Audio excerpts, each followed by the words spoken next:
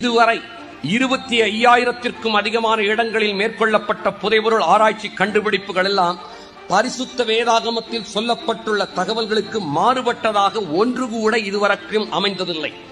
என்ன தெரிவிக்கிறார் என்றால், பரிசுத்த வேதாகமமானது சுமார் 25,000 முறை சோதிக்கப்பட்டு உண்மை என்று நிரூபிக்கப்பட்டிருக்கிறது. என்னுடைய கேள்வி, பரிசுத்த வேதாகமம் 25,000 முறை சோதிக்கப்பட்டது, எந்த புத்தகம் இத்தனை முறை சோதிக்கப்பட்டது என்பது கேள்வி. ஒரு சில புத்தகங்களை வாசிப்பதற்கு கூட ஆட்களே இல்லை. இந்த பரிசுத்த வேதாகமத்தை ஜார்ஜ் முல்லர் முழங்கால் படியிலிருந்து 100 முறை வாசித்தாராம். காரணம் என்ன? மகத்துவமான மாபெரும் பொக்கிஷம் 25,000 முறை இது சோதிக்கப்பட்டு உண்மை என்று நிரூபிக்கப்பட்டிருக்கிறது புதைபொருள் ஆராய்ச்சியின் மூலமாக. 25,000 இடங்களில் செய்யப்பட்ட புதைபொருள் ஆராய்ச்சி குறிப்புகள் எல்லாம் பரிசுத்த வேதாகமம் உண்மையானது என்று தெரிவிக்கும் என்றால், பரிசுத்த வேதாகமம் உண்மையானது